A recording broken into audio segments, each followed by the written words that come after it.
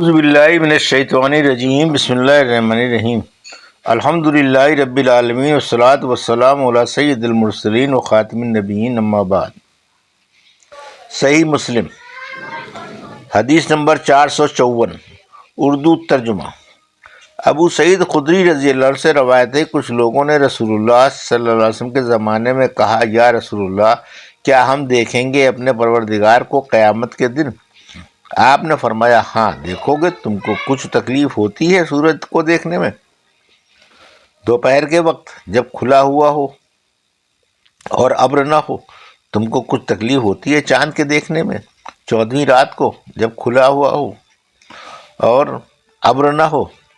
انہوں نے کہا، نہیں۔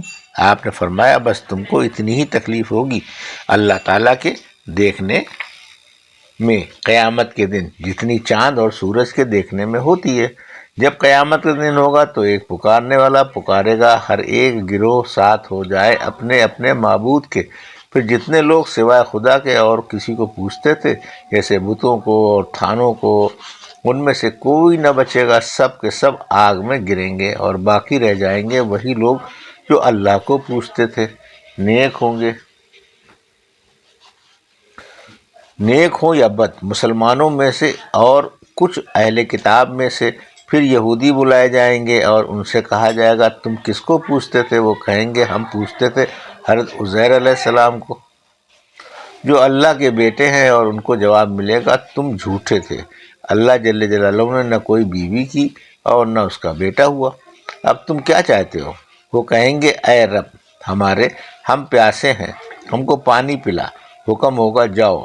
پھر وہ ہانک دیے جائیں گے جہنم کی طرف۔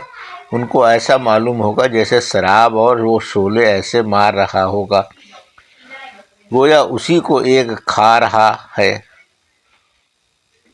وہ سب گر پڑیں گے آگ میں۔ بعد اس کے نصارہ بلائے جائیں گے اور ان سے سوال ہوگا، تم کس کو پوچھتے تھے؟ وہ کہیں گے، ہم پوچھتے تھے حضرت مسیح علیہ السلام کو، جو اللہ کے بیٹے ہیں۔ ان کو جواب ملے گا، تم جھوٹے تھے۔ اللہ جل جلالہ کی نہ کوئی جورو ہے نہ اس کا کوئی بیٹا ہے۔ پھر ان سے کہا جائے گا، اب تم کیا چاہتے ہو؟ وہ کہیں گے، اے رب ہم پیاسے ہیں، ہم کو پانی پلا۔ حکم ہوگا، جاؤ۔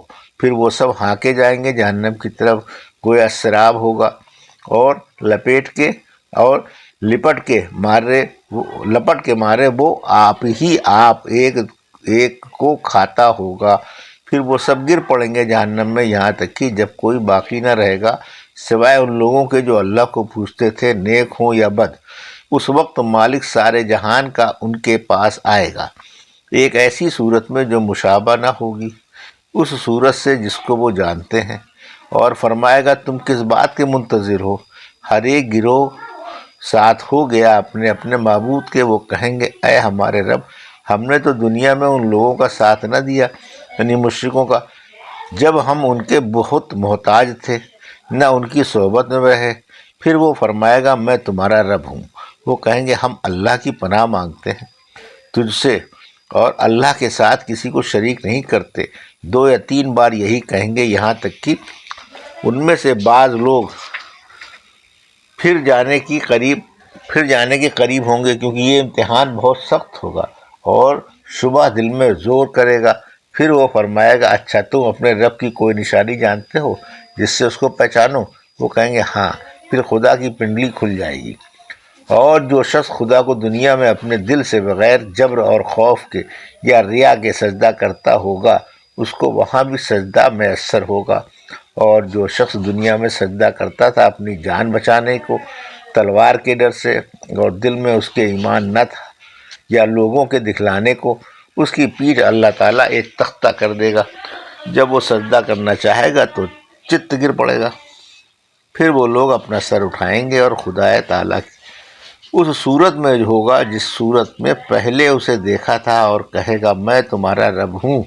وہ سب کہیں گے، تو ہمارا رب ہے۔ بعد اس کے جہنم پر پل رکھا جائے گا اور شفاعت شروع ہوگی، اور لوگ کہیں گے، یا اللہ بچا، یا اللہ بچا۔ لوگوں نے کہا، یا رسول اللہ، پل کیسا ہوگا؟ آپ نے فرمایا، ایک پھسلنے کا مقام ہوگا، وہاں آنکڑے ہوں گے اور کانٹے، جیسے نجد کے ملک میں ایک کانٹا ہوتا ہے جس کو سادان کہتے ہیں، یعنی ٹیڑھے سر والا، مومن اس پر سے پار ہوں گے، بعض پل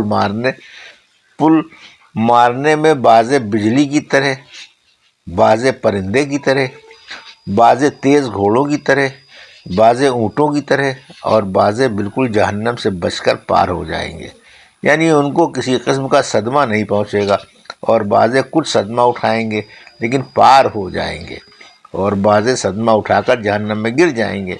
جب مومنوں کو جہنم سے چھٹکارا ہوگا تو قسم اس کی جس کے ہاتھ میں میری جان ہے، کوئی تم میں سے اپنے حق کے لیے اتنا جھگڑنے والا نہیں ہے جتنا وہ جھگڑنے والے ہوں گے۔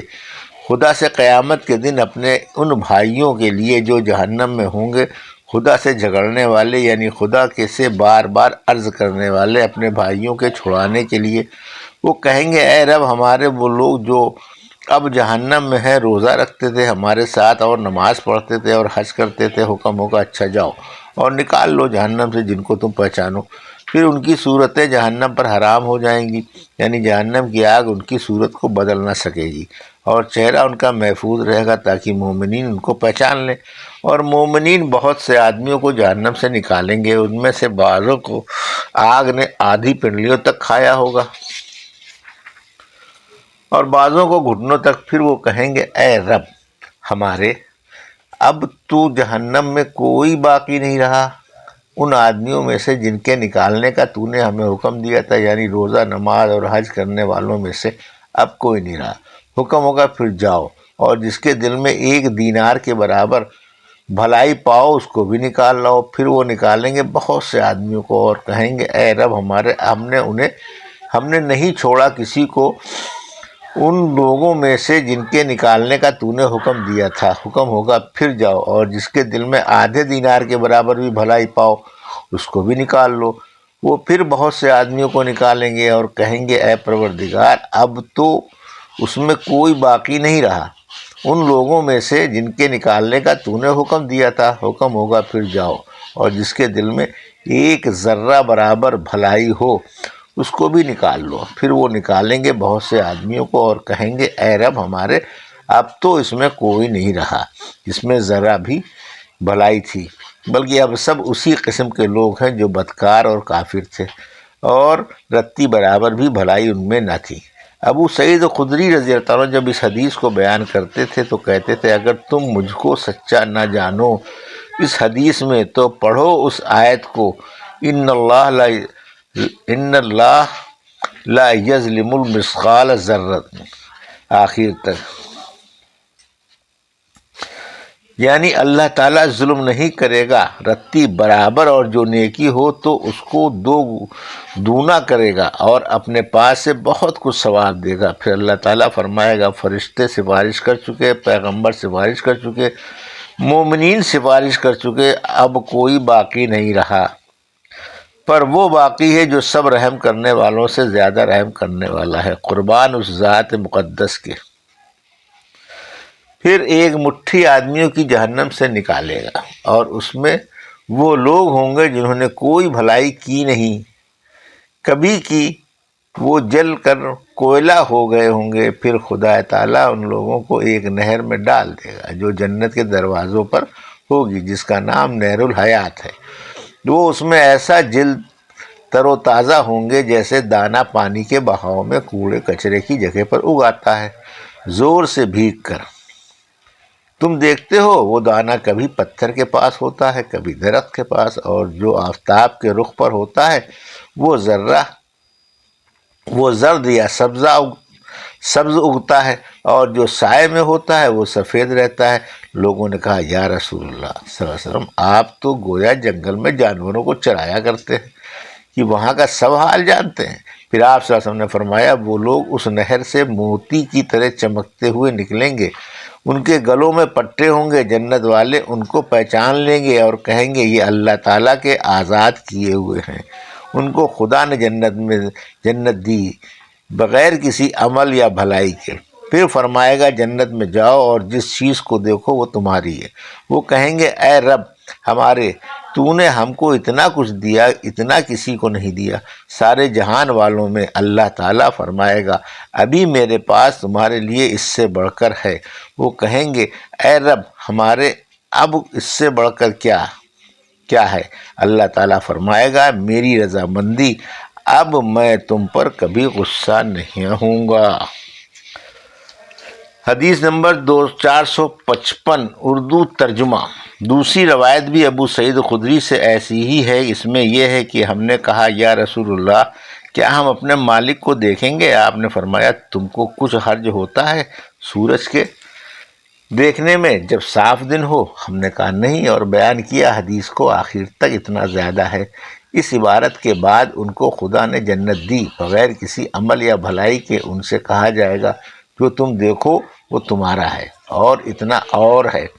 ابو سعید رضی اللہ عنہ نے کہا مجھے یہ حدیث پہنچی کہ پل بال سے زیادہ باریک ہوگا اور تلوار سے زیادہ تیز ہوگا، اور لیس کی روایت میں یہ نہیں ہے کہ وہ کہیں گے اے رب ہمارے تو نے ہم کو وہ دیا جو سارے جہان والوں میں کسی کو نہیں دیا اور جو اس کے بعد ہے۔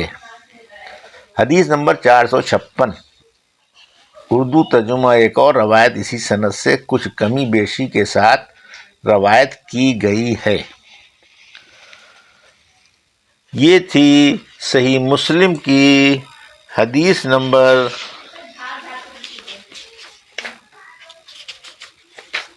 454 سے 456 کا اردو ترجمہ جو ابھی آپ نے سماعت فرمایا۔ اللہ سے دعا ہے کہ اللہ میں حدیثوں کی صحیح سمجھ عطا فرما اور ان پر عمل کرنے کی توفیق عطا فرما، آمین یا رب العالمین۔